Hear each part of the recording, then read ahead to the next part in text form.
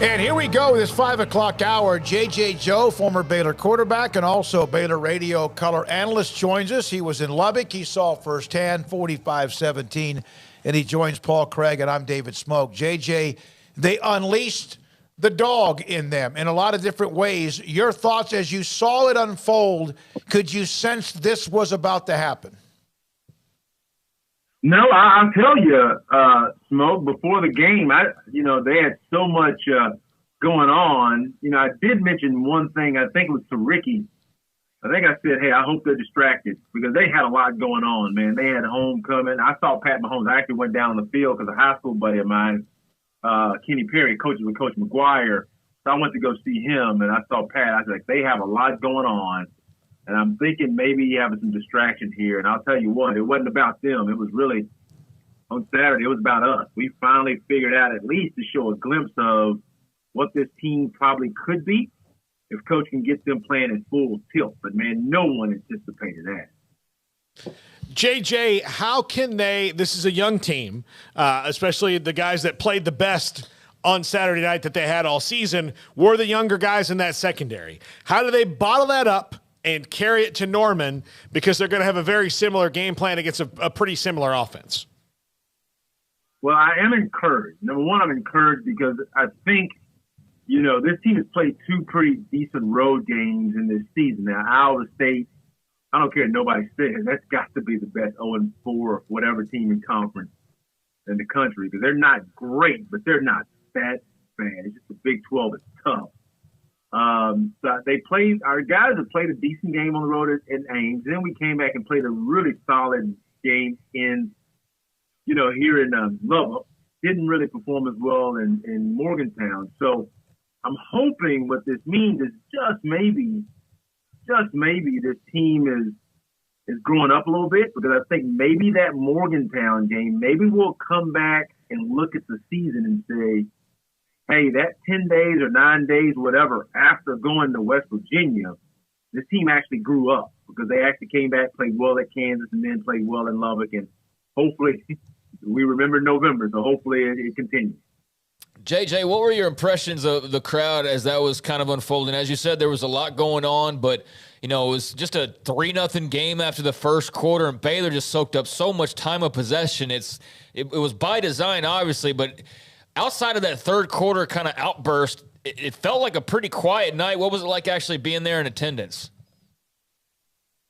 Yeah, Craig, it was great, man, because I tell you, I've been there, and I told you guys, that's the loudest place I've played. Mm-hmm. But when the other team holds the ball for 40 minutes, the run game gets to chopping it up, the pass game is solid, not just over the top, but, it's very effective.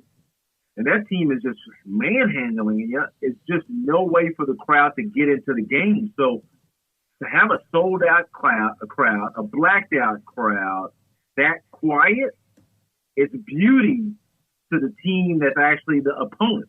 It was beauty because you just know that they just aren't getting anything. So it was a great crowd. It was a great buzz, but the only thing they had to cheer for really was that run they made there, and I think it was the third, and Pat Mahomes at halftime.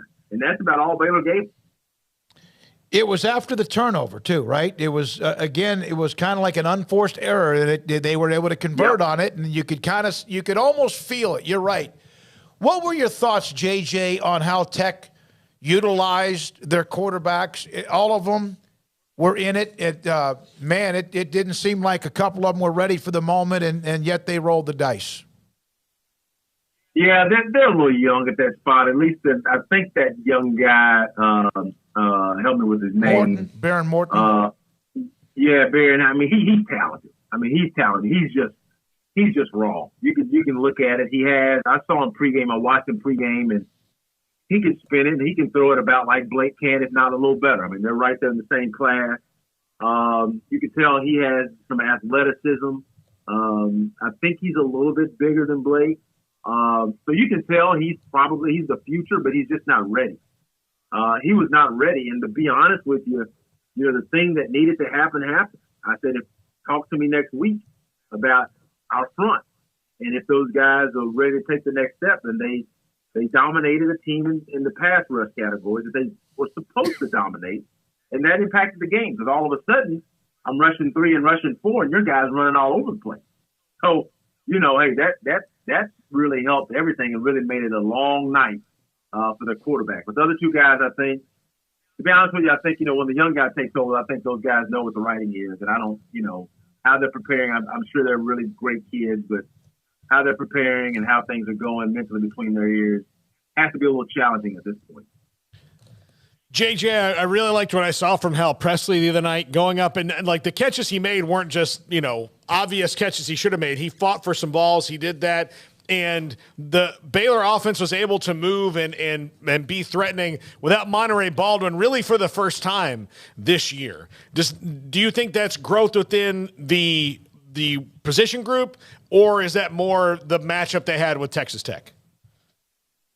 Tech actually had been playing decent defense. Their offense had been giving up pressures and sacks. They've given up some points, but their defense actually had been, I think they'd been yielding like 17 first downs a game. Actually played good in West Virginia, played, decent football. I think that was, I forget what the other game before that. But they were playing decent football. But I really thought that they had nice size at corner. Both of the corners about 6'3", kind of lengthy guys. But Hal just developed. And that first catch Hal made along the sideline, that was, I don't care who you were. You could have been Deion Sanders. It'd probably been hard to, cover that one. But I think he's, sometimes the light comes on. And we've been expecting, we said it a few weeks ago, for this receiver group to come along. And I think Hal, you don't know who, but Hal has come along. It looks like he's growing up. Gavin is still trying to find a little consistency, but he had another really solid game. And he caught the ball at key moments. Ben Sims stepped up. Really hated to lose Drake Dabney. I think that's going to be, I like Kelsey, but it's going to be a loss to lose Drake, but prayers to him. So I think Hal, man, I think he's just figured out, like, hey, here's an opportunity, and why not me? And he's trying to figure out how he can cement his spot in this lineup and help us win. JJ, what'd you think of Richard Reese? Another, terrific. He did have the fumble, and that was a mistake, and that could have turned out way worse. But outside of that, not really much for him to complain about the true freshman. Yeah, we got to give that cat another name, man. I'm telling you, that dude, man. He's the truth or something. Because I'm telling you, dude, this guy runs 31 times last week, and he seems to get a little stronger as the game goes on, and you just don't see that from 180-pound guys. But I wrote this, for Ashley, at Sic'Em 365. I said, man, like some dudes have been given the ball their whole life. And if they're not getting the ball, they're really not that happy. And they just know how to run it. They know how to protect themselves. And that doesn't mean they can't get hurt now. But it means they just know how to take a hit.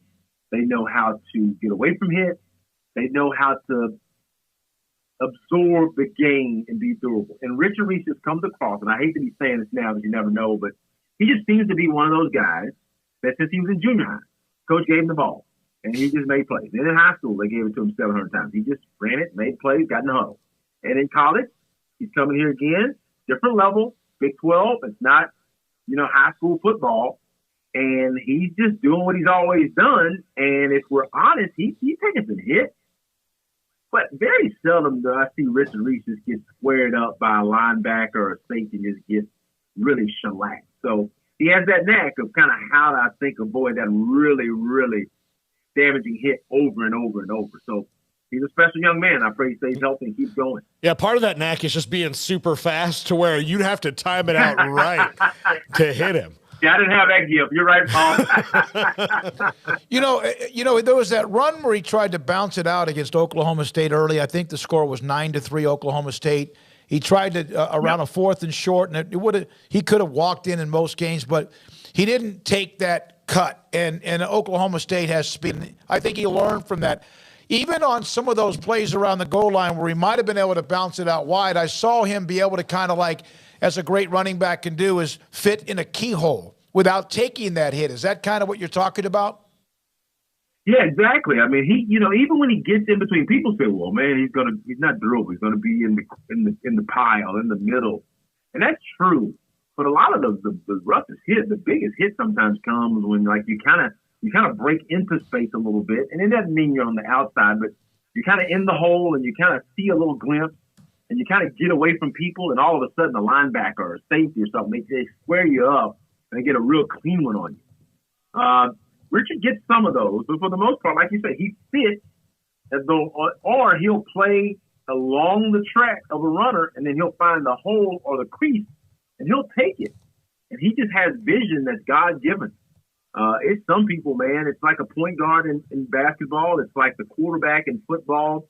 There's runners who it's something about their feel for space and their feel for void.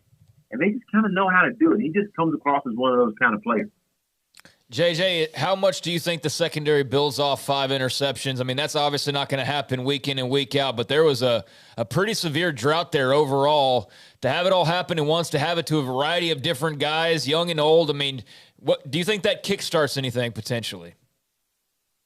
I don't know, Chris. It comes in bunches. You know how it is, right? Yeah. It's like, you have a really great year and you go 3 lean years or something crazy. But, it's good. I think it helps with confidence. I think it's really good for A.J. McCarty got a pick six. We had 5 guys. It's like everybody got an interception. But it's good just to get that reinforcement where coach can come back and say, see, if you do it the way I tell you to do it, if you play your technique, a quarterback will reward you. Now, a lot of that was due to pressure. But, still, I think that coaches can use that. So I'm hoping they build on it. But this week, OU is a different team with Dylan Gabriel. And they'll see a young man who won't throw it to him as much. Unless our guys up front make a decision that we're just not going to be blockable today. We're going to win. Somebody's going to win. And hopefully that's what comes to fruition. I wish I would have asked Dave Aranda this, but I have a lot of time with him already. Does it matter if a quarterback is left-handed on coverage? The only thing is, usually a right-hand quarterback likes to work right. They like to work right deep, right middle. Not that they won't go left, especially out of shotgun now. A kid a lot of times has the ball and he's already open. But quarterbacks, usually right-handed. So I'm assuming left-handed. I've never been left-handed. It's opposite. They like to work a certain, sector of the field, maybe to the left a little bit. They're quicker with it. They don't have to flip and then make a throw. But I don't think from a defensive coverage, maybe you flip the strengths, right? So if they got a right-hand quarterback, a lot of my defensive pass coverages, depending on where the ball is, are going to be really catered to the left side of the defense. So maybe they flip it. That's a great question. J.J. Joe, Baylor radio analyst and also former quarterback with us on 365 Sports. Can a win like that again, they could be Dr. Jekyll, Mr. Hyde. That could be who they are. That could be the exception. But could a win like that, does that give you the feeling that they could put together a run and be in the thick of it at the end of November to possibly play in Arlington, or is it too early to say that? It's November. It's November, Smoke. And as we know, whichever way it goes, whether you lose at the end of the tail season, I remember all of my seasons by what happened at the end. I remember 92, although we were only 7-5 because we performed well in November and made a bowl game. I remember 91 because we sputtered at the end. We started out good. We went 6-0 and finished 8-4. We sputtered. In 90, we surged, even though we were just 6-1. We surged. So I think, every season, if we look back at the season we've seen here, you remember those last 4 or 5 games, and that really dictates how you feel about the season. So I think, personally, this team can build on it. I think there's something happened to this team in West Virginia, and I have to believe that this coaching staff, they will love. The great question, really, Smoke, is what did you do the week after West Virginia? What was the message? What was the focus? What did you do? Because I'm hoping we look back and say something changed because they played much better at home against Kansas. Then they went on the road and dismantled a team that has played great at home all year. And then we'll see what happens in Oklahoma. If they win this week, I think they're sprinting. Last thing about Texas Tech and Lubbock, and I just kind of talking to some people. Do you feel like for them it's an important game for both entering that game? We know that. But do you feel like that perhaps sometimes a team can think about an opponent, and not that Baylor is Tech's biggest rival. My God, we went through all that last week. We know how big Texas is or whatever, and their biggest thing this week is TCU. But can a team want something almost too much during a week and maybe hyperventilate and get tight the night of the actual game? Exactly. And that's why I really thought, because really I watch pregame, because a lot of stuff is not, pregame is not an indicator of anything, because usually guys are going through a routine. They've done the whole season, and they've done years before. But if you watch pregame, generally there's different moments in pregame where you should see gas from a team. And it's not the whole time. You should see gas from a team at certain points. And Tech looked like we looked. What game was that? Oklahoma State. Tech looked like we looked against Oklahoma State in pregame. I was looking for moments. It's not the whole time, Smoke. It's like at certain points in time, you expected a team to really show you, like, oh, man, those dudes are amped today. They're ready.